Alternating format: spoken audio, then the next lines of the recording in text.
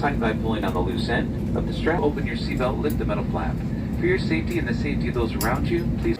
Лас-Вегас, бірден бізді самолеттен түскен бойдан осылай автоматтар күтіп алады. Ақшаны тастап еді, ақшаны тастап бәрі бізге қарап тұр, келушілерге. Ұшақтан түскен бойдан осындай автоматтар Лас-Вегаста күтіп алады. Мен бір адам ұтып алып тұр, қуанып жатыр.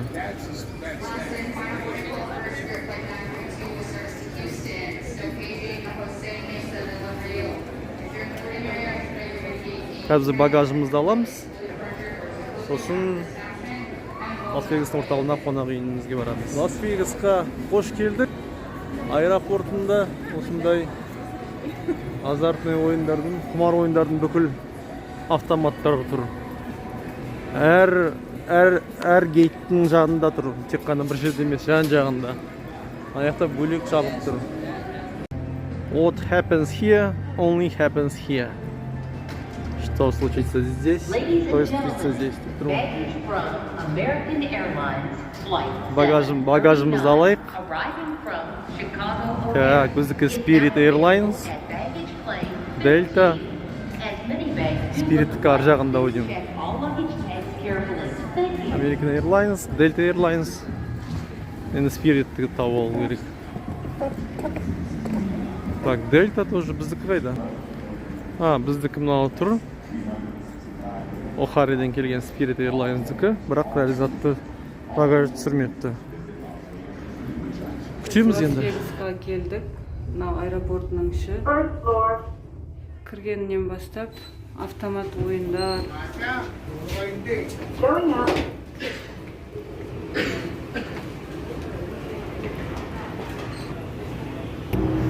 Біз қазір іздеп жүрміз қаланың орталығына баруға. Автобусты 108 деген автобус қазір қалаға барама деп жасик сұрап жатыр. Қазір қалаға барады десе, осыған отырамыз. Жаңағы 108-ші автобусқа отырдық. Оларда уақыт болса, арасы 15 минут екен, 15 минут ровно болса, адам толсын толмасын жүре береді екен. Автобустың ішінде 3 адамыз, Жаслан мен, және мына бір кісі. Ішінде кондер қосылып тұр, ішінде салқын рақат. Қала 38 градус. Аэропортынан қалаға жететін бірнеше жолы бар. Соның ішіндегі ең бюджетный жолы осы автобус, такси бар, Uber, лифт бар. Ең арзаны осы. Uber лифттері 30-40 доллардан басталатын болса, бұныкі $2 екен. Кірген кезде осы жерден кіріп, ақшаны осы терминалға төлейміз. Тек наличный қабылдайды, сдача бермейді. $2 болса, $2 беріп, $5 берсеңіз сдача бермейді. Сондықтан біз 2 адамға $5 төлеп, $1 чаевые ретінде қалды. Осымен біз өзім остановкаға дейін барамыз. Google карта жақсы болды, соның бәрі көрсетіп жатыр. Қай жерде тоқтайтын бәрі. В общем, Google өте көп пайдалысы тиіп жатыр бізге. Автобуста почти адам жоқ. Өте аз. Адам толмаса да автобус жүре береді екен. Мына жерде жазып қойған. Маска болмаса мүгізбейді. Ақша төлемесе мүгізбейді, жүрмейді. Мүгедектерге барлық жағдай жасалған. Осылай тегіннен жүргізуші өзі шықты да орналастырылады.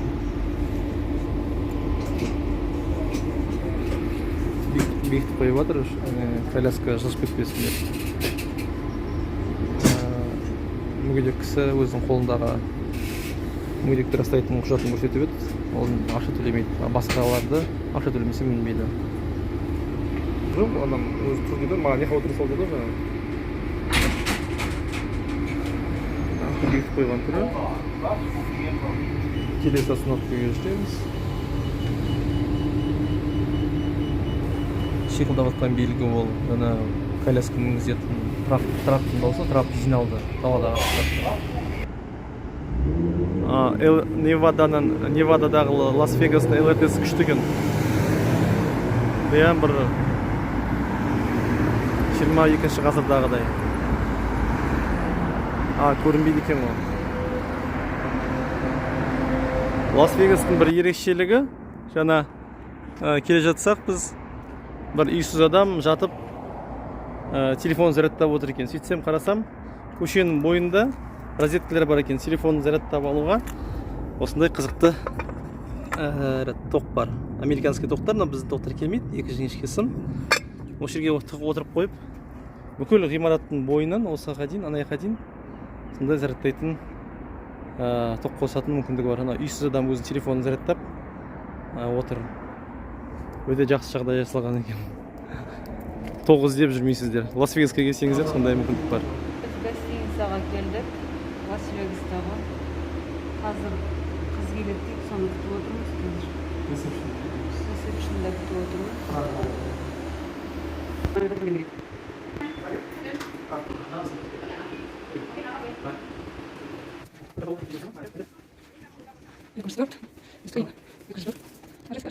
Лас-Вегасқа келдік. Сигел деген қонақ үй, кішкентай 2 этажды. Біз арзанға алғанбыз, ойлағанбыз, шамалы сапасы жаман шығар, бірақ жоқ. Тап-таза, өте жақсы. Туалеттері осындай.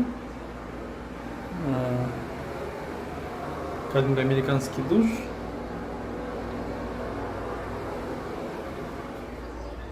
Сосын осындай кең бөлме. Кеше біз Нью-Йоркта болған кездегі кішкентай, бұдан қымбат болды, бірақ бөлме бұдан 2 есе 3 есе кішкентай болды. Ал Чикагодағысы шамамен осындай кішкентай болды ма білмеймін. Осындай бір ерекшелігі, бұл жерде тамақ өзім пісіріп жесем болады екен. Осындай кухнясымен. Мен кеше түсінбегенмін. Қонақ үй кухнясымен де айтқан кезде, мен сыртында Booking.com-нан жылдаған кезде, сыртында коридорда бір жерде бар шығар деген, сөйтсем әр номерде осындай холодильнигімен, кофе машинка, микроволновка, тамақ пісіруге болады. Паша американский микроволновкаларда тамақ пісіруге болады. Осындай мүмкіндік қаралған екен. Жалпы осындай ұнады. Айтпақшы, бағасын айта кетейін, күлесіздер. $45-ға 2 адам алдық. $45 деген бізше 20 000 теңгеге жетпейді. Біздің не квитанция. Салық міндетті түрде Америкада гостиницаның үйін бағасы қараған кезде салықтармен бірге қарайды. $45-ға салықтармен қосқан кезде мен депозит төледім. Кейін алам қайтадан. Сонда барлығы $145 төледім. Енді Америка үшін бұл өте арзан, Қазақстан үшін де өте арзан деп ойлаймын. Сондықтан бұл Лас-Вегас. Лас-Вегаста қонақ үйлер, тамақтар, ресторандар арзан, тек қана ақшаны казиноға жұмсасаңыз болды деген сияқты оймен жасады деп ойлаймын. Лас-Вегасқа келіңіздер, арзан қонақ үйде тұрыңыздар, бірақ ақшаларыңызды шашпаңыздар.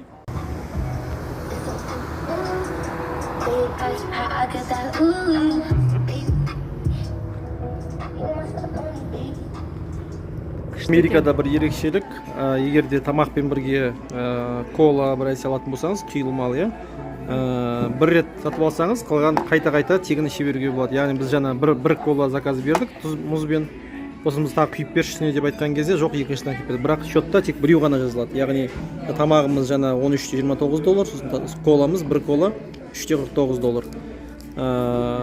Осындай шамамен. Сондықтан кола ішеміз десеңіздер, ақшта или доктор Пеппер или Фанта қайта-қайта 13 рет ішсеңізде сізге ешкім әңгіме айтпайды деуге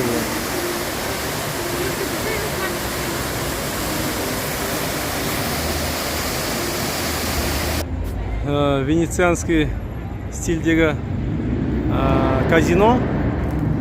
Осындай Венецияда осындай башня бар, площадьтарында мен көргенмін.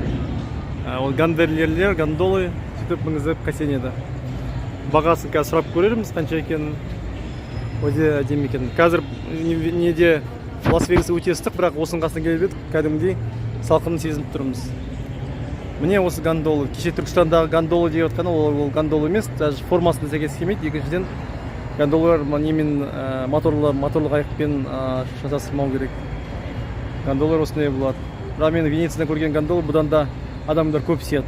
2 адам емес, ол жерге мүмкін 4, 5, 6 адам сиятын. Бірақ сонда да күшті жасаған. Енді әр казино адам тарту үшін жан-жақты өзгертеді, тематически жасайды. Бұл казино әдейі осындай итальянский стилде жасаған адымдардың тіркесін деп. Белагион алдындағы фонтан, танцующий фонтан.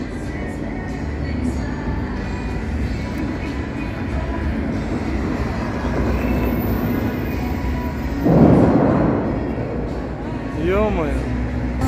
Инстаграм слайда?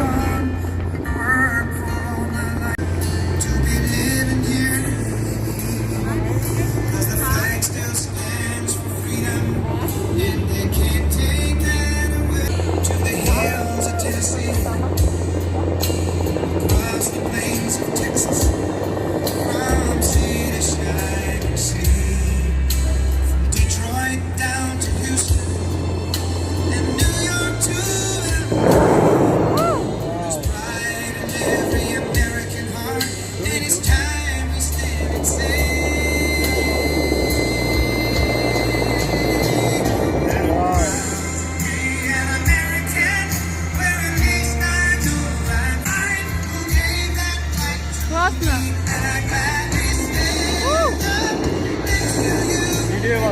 Вау.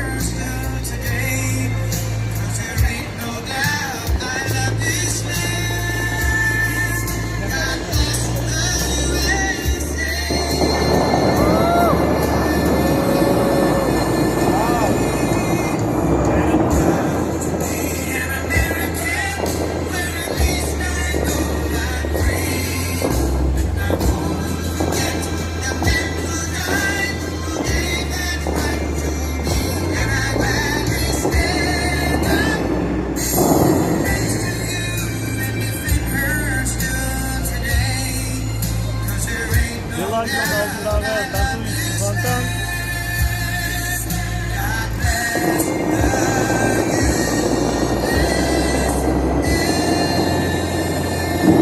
Вау.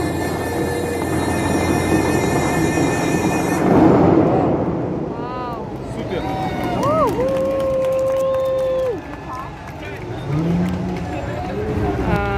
Лифт деген приложениемен заказ бердік такси. Қазір отырамыз. Қазір біз Our trip? Yeah, Because it's my first time in Las Vegas. yeah. Біз таксиге отырдық Лас-Вегаста. Лифт деген арқылы программа бергенбіз. Бір G-Port деген. Hey bro, what is this car? A Ford Flex. Ford Flex. Yes, Ford Flex.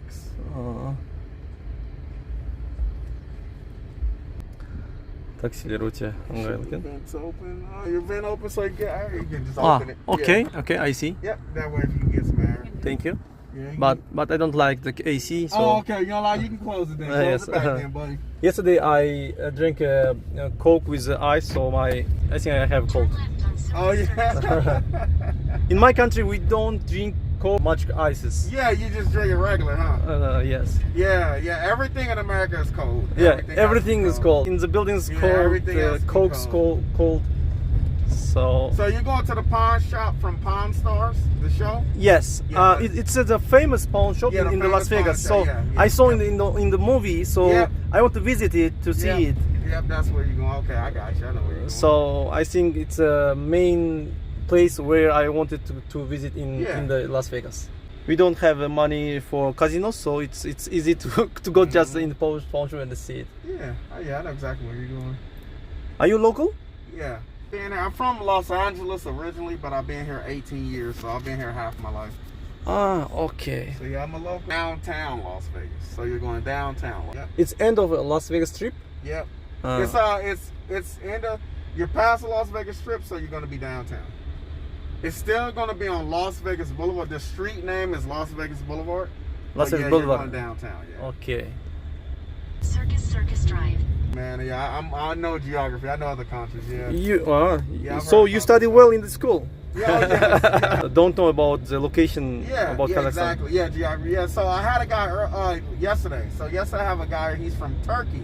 Ah, And okay. he's like, "Have you ever heard of Turkey?" I'm like, "Of course I've heard of Turkey." Uh-huh, He didn't yeah. know. I was like, "I know Turkey." He's like, "You heard of it?" And I'm like, "I heard of a lot of majority countries that Wow, this of is people that come here. I've heard of." What is this place?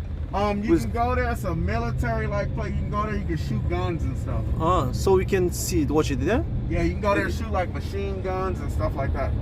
Yeah, so it's another place. We have a lot of places you go and you can shoot high power guns like military rifles.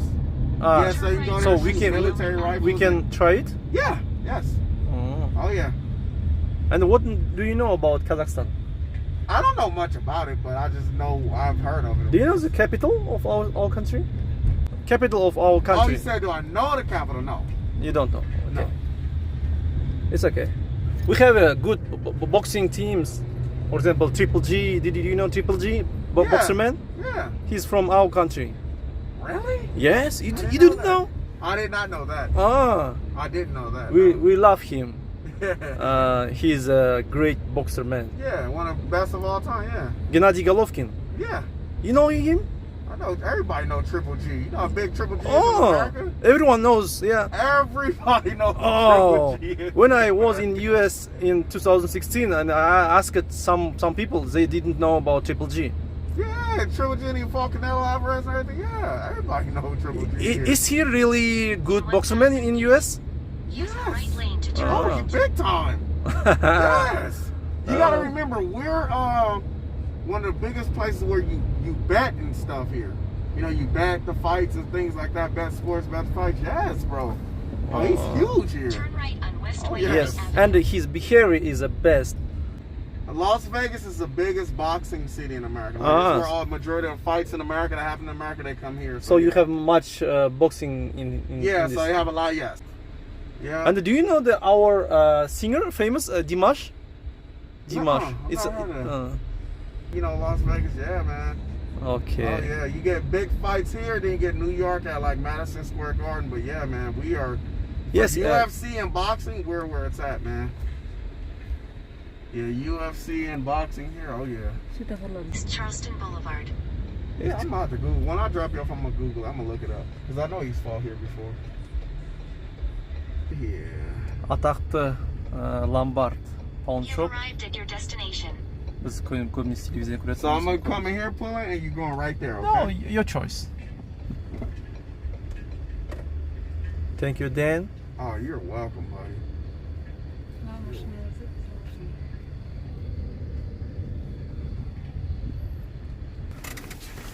I will take it by myself. Oh, you got it? Okay. Okay. I hit the button, and then when you're done, I'll close it back for you. Okay. Okay.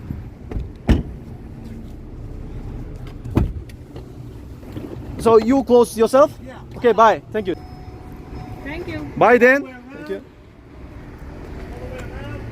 Biz pawn shopқа келдік. Тек көріп кеткім келеді. Мен өткен телевизорден бұны жиі көргенмін кезінде. Қазір де сүйіп көретін передачалардың бірі.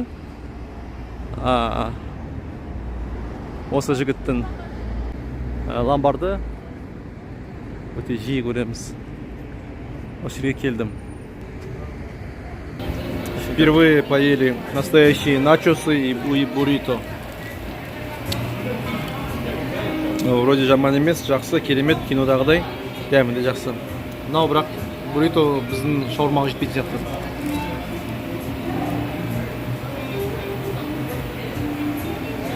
Полярис дейді. Арендаға алып көрініп тұр ма? Автомат. Біз жаңа енді Лос-Анджелесқа бару үшін Лас-Вегастамыз, автобуспен барамыз деп басында шешкенбіз. Билет алуға келдік. Осындай жеке автовокзал сияқты орындар. Спринтер сияқты көлемде барады екен. Үштегі рейстен қалып қойдық. Білмей, Google Maps дұрыс бізге ақпарат бермегендіктен 6-дағысына келдік. Енді жүреміз, өйткені 4-5 сағат түнге қалып қоятын бір Лос-Анджелеске түнде барамыз. Билет $40-45 шамасында тұрады екен бір адамға. Біз 2 адамға $90 алдық. Қазір 10 минуттан кейін жүреміз. Бұйырса, бұндай түнге қалып қоятын білгенде, мен самолетке, ұшаққа билет алатын едім 2 апта бұрын. Осы $60-70 көлемінде, бұяқта $45 алсам, арасында $10-20 ұшақпен Лас-Вегастан, Лос-Анджелеске алуға болатын еді. Сондықтан келесіде автобустар жүретін уақытын біліп бару керек, немесе одан да ұшаққа билет ала салған дұрыс. Осындай тәжірибе.